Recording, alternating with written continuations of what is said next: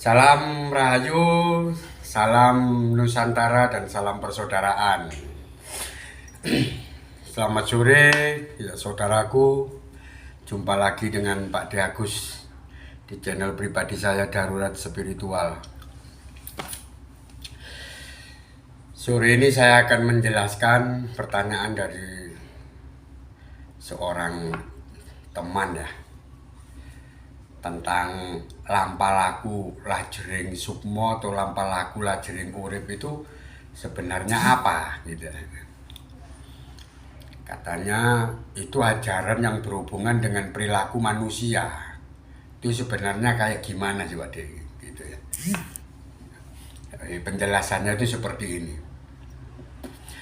Lampalaku lajering sukmo apa lampalaku lajering urip itu kalau di dalam kitabnya orang Nusantara itu terbagi menjadi 3. Dan ini loh ya, yang harus dipelajari baik-baik, dipahami baik-baik supaya kita tidak tertipu. Ya, tidak tertipu gimana Pak ya? Tidak tertipu tentang standar dari manusia yang baik itu perilakunya yang kayak gimana sih Pak De? Ya itu. Yang pertama ya, ini yang paling jelek. Ya. Tapi meskipun paling jelek ini juga sudah bagus gitu ya. Ya, karena cuma ada 3. Ini yang paling jelek, yang nomor 2 agak bagus, yang ke satu nanti yang paling bagus bener ya. Yang pertama lampalaku lajering urip ya, bagi orang-orang Nusantara. Yang disebut orang baik itu begini.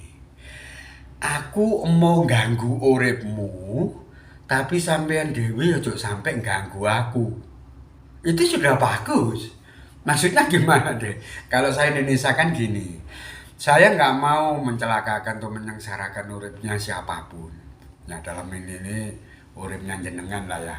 Saya nggak mau ganggu hidupnya jenengan, saya nggak mau bikin ribet atau nyusahkan uripnya sampean. Tapi tolong ya, jangan main-main sama hidup saya. Ya, kan saya nggak mau ganggu uripnya sampean. Tapi kalau sampean ganggu urip saya, ya tonton dewe. Itu ya.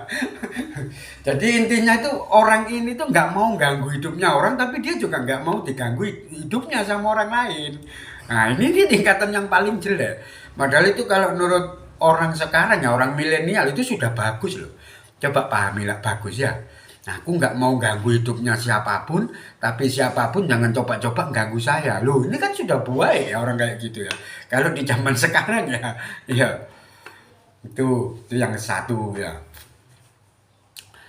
Ya, terus yang kedua, luwe becek aku sak ganggu timbanganin si aku sing ganggu uripmu. Nah, ini agak bagus ya. Ya, nggak apa-apa kamu ganggu aku. Tapi kalau aku disuruh bales ganggu kamu, aku nggak mau. Kan beda sama yang tadi ya. Yang tadi kan nggak gitu. Ya, yang tadi kan saya nggak mau ganggu jenengan ya. Tapi kalau jenengan ganggu saya ya tonton dewe kan gitu ya. Ya, lihat aja ya. Kalau ini kan enggak. Ya, lebih baik jenengan yang ganggu saya, nggak apa-apa. Tapi kalau saya disuruh bales nggak mau saya. Kalau orang-orang sekarang apa zaman dulu wis tak pasrahno karo sing gawe urip itu ya sudah tak pasrahkan sama alam lah, biar alam yang membalas perbuatannya jenengan yang nggak baik sama saya. Nah itu tingkatan yang kedua ya. Lebih baik aku diganggu timbangannya aku ganggu uripe wong liya gitu. Lebih baik saya yang diganggu daripada saya ganggu hidupnya orang lain gitu. Tuh yang kedua ya. Itu juga sudah bagus sekali loh. Ya. Proses yang kayak begitu tuh ya butuh pelajaran. Nggak gampang loh orang mau nerima perbuatan atau perilakunya orang yang semacam itu. Kita sudah tahu kok kalau kita ditipu, ya kita difitnah, kita dicelakakan, tapi kita nggak mau balas fitnah. Kita nggak mau balas perbuatannya dia. Itu kan butuh latihan ya orang kayak gitu tuh ya. Enggak, maksud saya nggak semuanya orang gitu loh bisa kayak begitu ya. Sudah ya. Nah, sekarang yang ketiga ini mungkin kalau di saudara kita yang muslim bisa disebut makomnya para nabi ya, makomnya para wali ya. Apa itu ada? Meskipun kamu ganggu aku, meskipun kamu sering mitnah aku, meskipun kamu sering mempersulit urusanku, tapi pada saat kamu kena susah, jangan kena masalah, orang lain nggak mau tahu, justru saya yang nolongin. Nah ini, ya, ya kan? Ini persis, persis kayak tingkah lakunya Nabi Muhammad ya, nggak di Islam ya. Meskipun dicaci maki, dilempari kotoran gitu. Tapi begitu yang nyaci maki, yang lempar itu kena apa-apa, Rasulullah sendiri yang orang pertama kali datang nolongin. Sama dengan Isa Al-Masih, Tuhan Yesus ya. Sudah disiksa kayak begitu, dicambui kayak gitu, disalib sampai mati di tiang salib begitu. Tapi apa, waktu itu Tuhan Yesus terus ngelaknat-ngelaknat, ya, nyumpah-nyumpahin. Tak doakan kalian semuanya mati sekarat gitu kan, enggak ya? Ya, mohon maaf itu pakai bahasa saya ya, enggak ya? Yang disebut apa? Malah ngomongnya gimana? Ya, semuanya orang tahu ya, terutama saudara kita yang Kristiani ya. Waktu itu Tuhan Yesus ngomong apa? Ya Bapa, ampunilah mereka, karena sesungguhnya mereka tidak tahu apa yang mereka perbuat. Coba, bisa lah kita manusia yang normal kayak begini tuh disuruh kayak si Nuhun Ageng gini bisa. Orang yang jahatnya sudah nggak berperi kemanusiaan kayak gitu ya. Jadi yang salib mau meninggal dunia, mau wafat itu, yang nyiksa beliaunya seperti itu malah didoakan supaya diampuni sama Tuhan. Bisa orang macam kita itu kayak begitu. Ya sama dengan apa yang diperbuat sama Rasulullah Muhammad itu kan sama gitu ya. Ya, banyak kan cerita itu kan. Ada pengemis Yahudi, ya orangnya buta tapi nggak tuli ya. Itu tiap hari itu Pak Nabi Muhammad yang kasih makan. Ya, yang nyuapin tuh Nabi Muhammad tuh.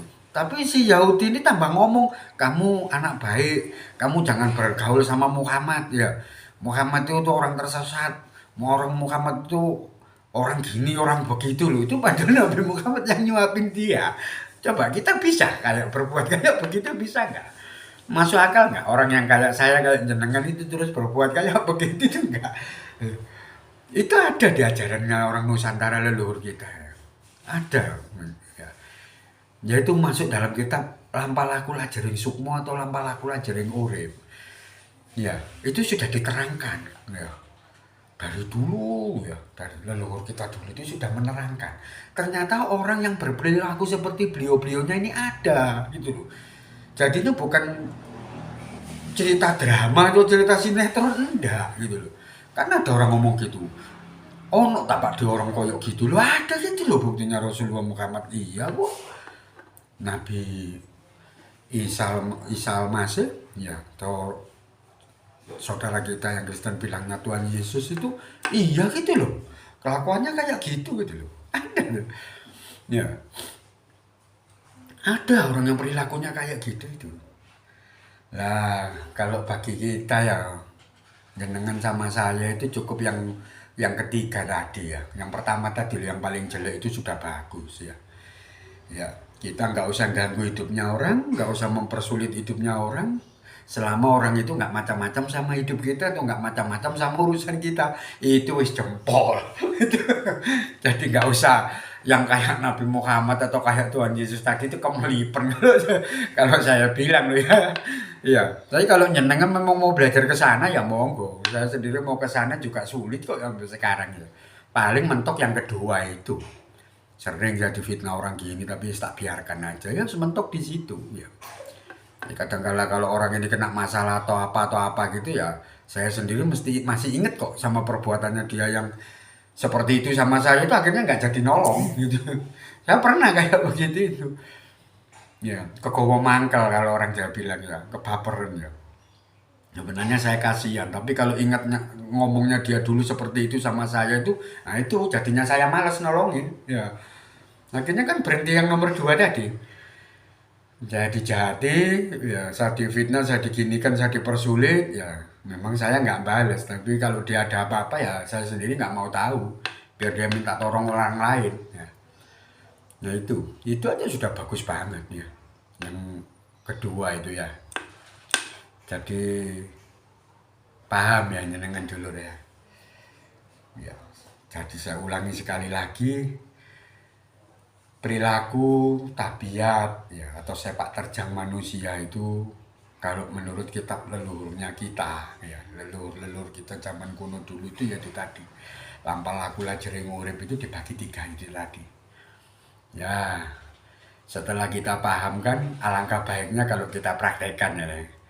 Jangan sebaliknya, orang lain nggak pernah ngapa-ngapain sama kita, tapi justru orang lain itu yang banyak celaka karena perbuatan kita. Nah ini nggak ada kitabnya, ini menungso buak. Kalau saya bilang wis buak gitu loh. Nggak pernah diganggu orang, tapi hidupnya malah gangguin orang. Ini nggak ada baiknya kalau seperti ini. Mending yang pertama tadi ya, nggak mau ganggu orang, tapi juga nggak mau diganggu orang. Ya, itu paling jelek. Jangan nggak ada apa-apa tapi kita ganggu orang terus, mitnah orang terus, nyalakain orang terus, mempersulit hidupnya orang terus. Lah ini menungso buah. Nggak tahu itu lampah laku lah jering apa. Mungkin lah lampah laku lah jering iblis itu. Kalau nggak lampah laku lah jering setan. Ya, ya gimana? Nggak ada baiknya sama sekali ya. Malah bikin celaka orang toh. Ya, cukup ya. Ya.